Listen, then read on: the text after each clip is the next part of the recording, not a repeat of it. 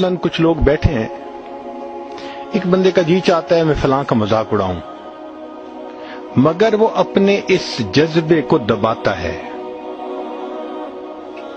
اور اس بندے کا مذاق نہیں اڑاتا۔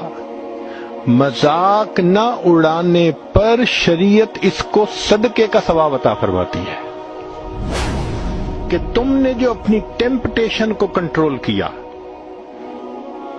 سبحان اللہ، یہ کتنی خوبصورت شریعت ہے۔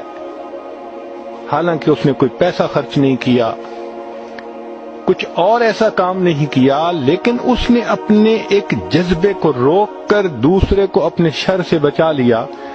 شریعت نے کہا فَإِنَّهَا صَدَقَةٌ مِّنْكَ عَلَى نَفْسِكَ، یہ ایسا ہی ہے جیسے تم نے اللہ کے راستے میں صدقہ کر دیا ہے۔